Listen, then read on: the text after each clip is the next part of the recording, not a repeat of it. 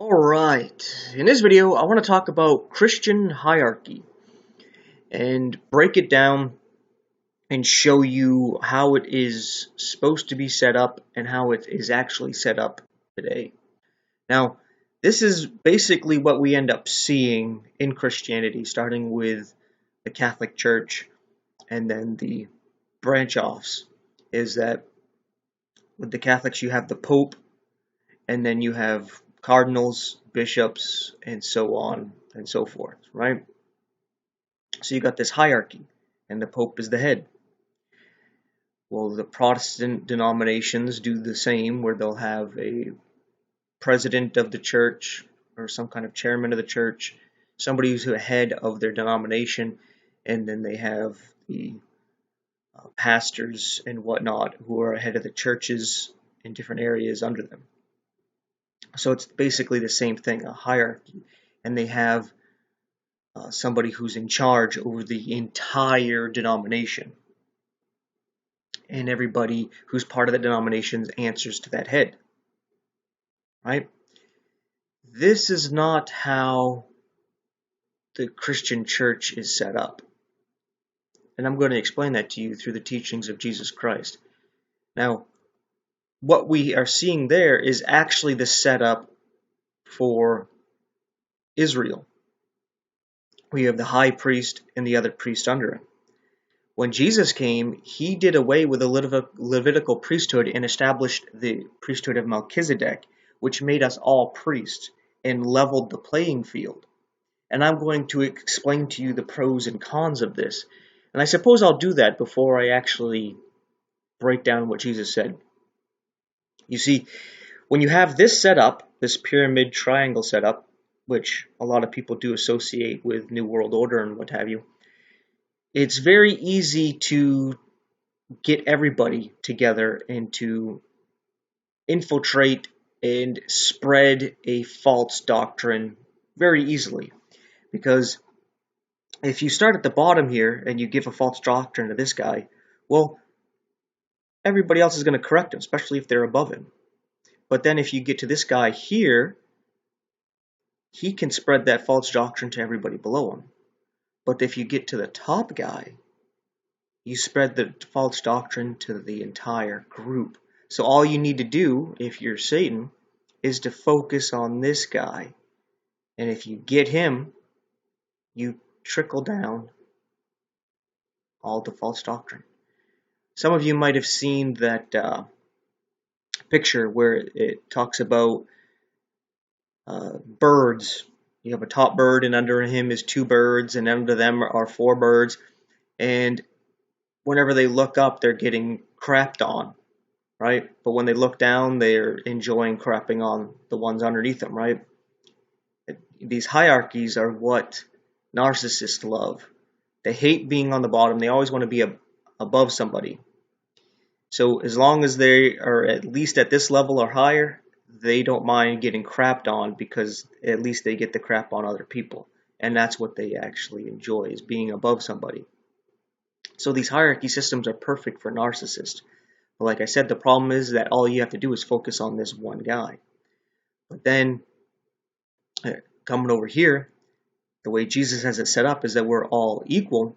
So let's say each one of these people represents a local church, right? Let's say they're all Catholics, or they're all Baptists, they're all Presbyterians, right? It doesn't matter. Let's just say they're all one denomination, or they're not any denomination, right? They're just Christians.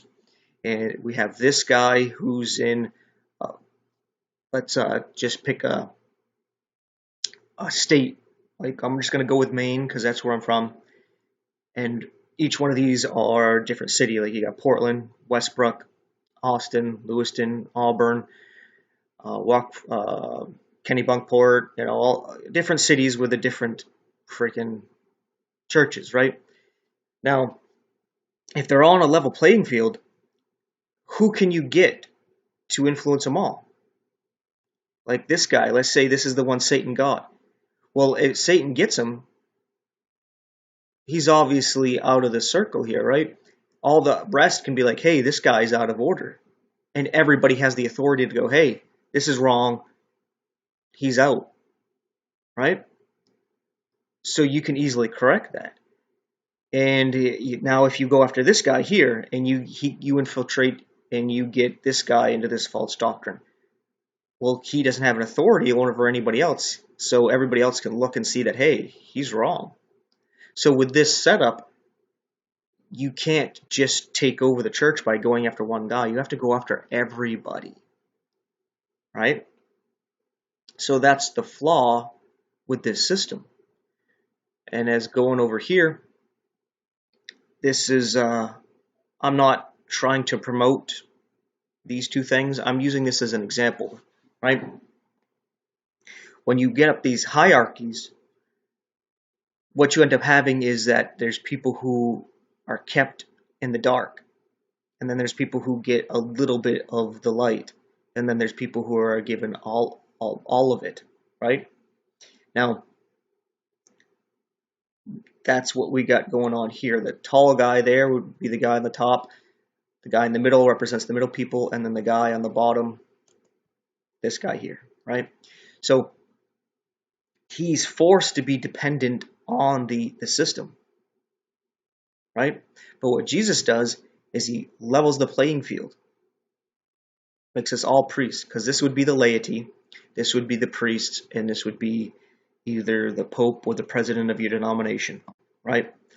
But with the system Jesus put up, we're all priests. We're all on an even playing field. We all get access to the light, right? So this guy could fool this guy because he could see a little bit better. And this guy can they both definitely can fool this guy because he has no idea what's going on. But here, that can't happen, right? They all have the same view.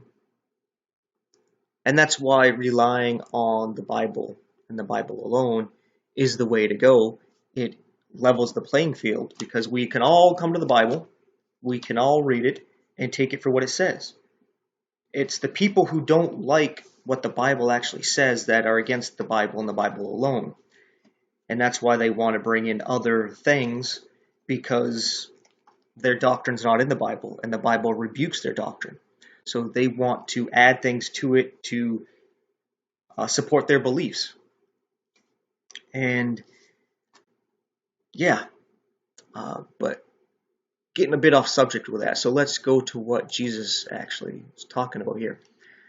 These first three passages here are all about the same thing. This one is just from the Gospel of Matthew, the Gospel of Mark, Gospel of Luke, but it's all talking about the same thing. And what it has to do with is a couple of the disciples had their mother come to Jesus to ask him for their two sons, the two disciples of Jesus, to be on his right hand and on his left when he comes into his kingdom. And the other disciples, they got upset about those other two brethren wanting to be basically above them, right? And in verse 25 here, in Matthew 20, it says, "But Jesus called them unto him and said, Ye know that the princes of the Gentiles exercise dominion over them, and they that are great exercise authority upon them."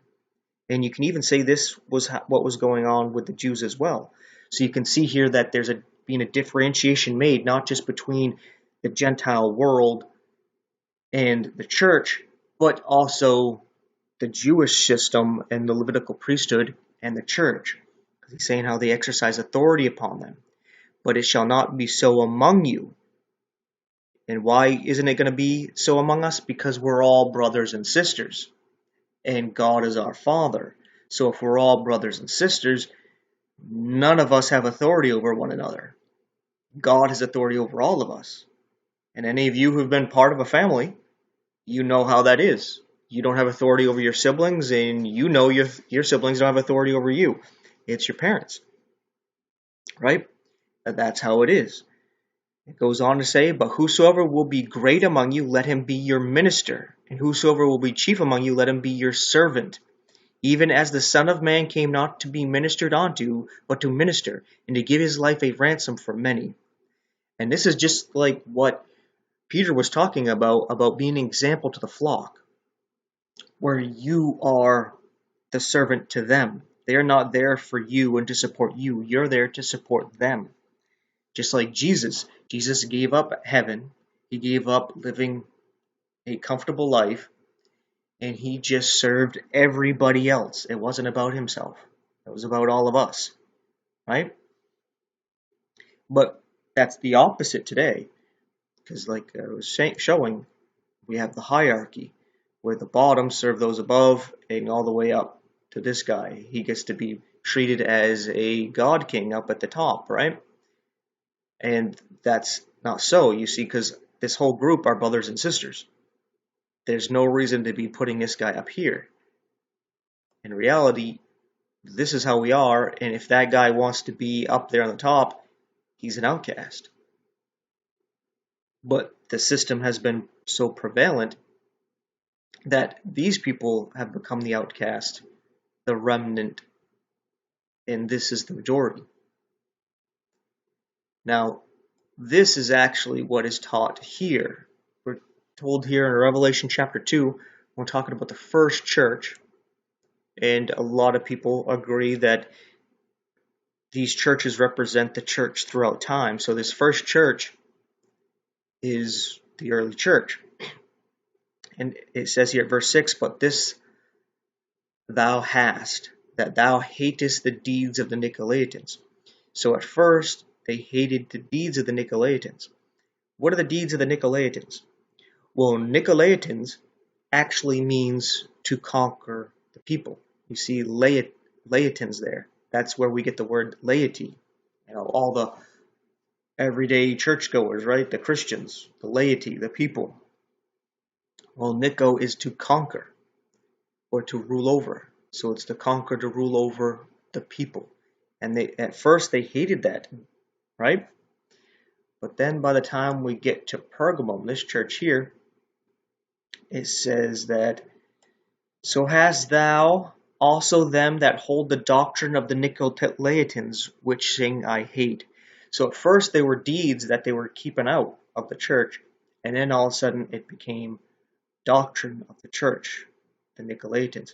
You see, when the church broke free from Judaism, and they left the Levitical priesthood into the priesthood of Melchizedek and made us all priests, as Peter and John tell us, that we're all priests, that we've all become equal, and that old priesthood lost its authority and lost its support, right? So what happened here, you got the high priest up here and all the priests, and you got a good chunk of the people on below that are holding them up, because the priests were relying on the tithes and the offerings given by the people. And if those people, boom, cut off, they lose all that. They're not being held up anymore. They wanted that back. So they ended up creating the deeds of the Nicolaitans. And it started off with these people trying to bring people back under the law, which we see throughout the New Testament about correcting that.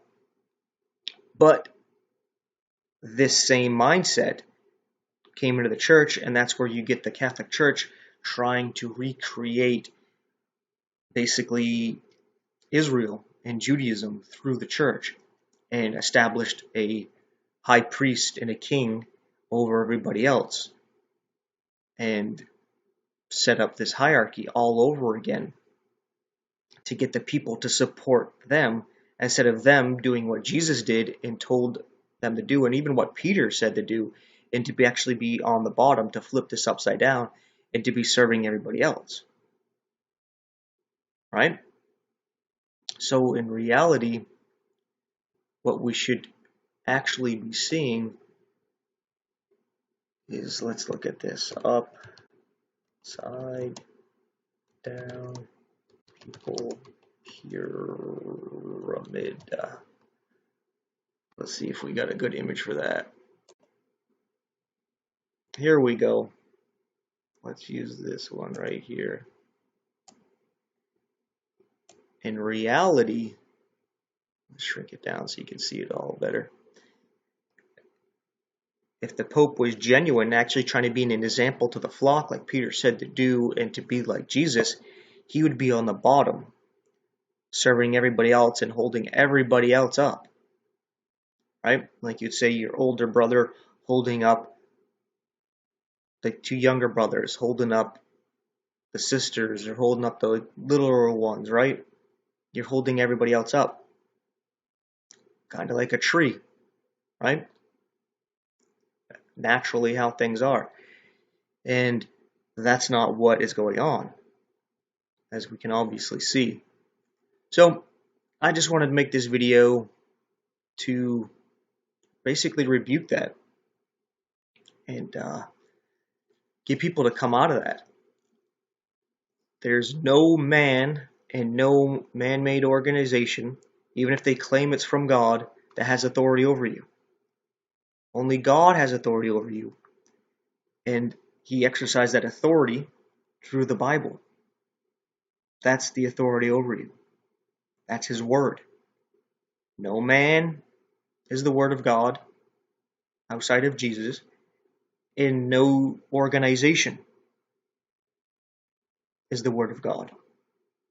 The Bible alone is. So, with that being said, thank you for watching, and take care.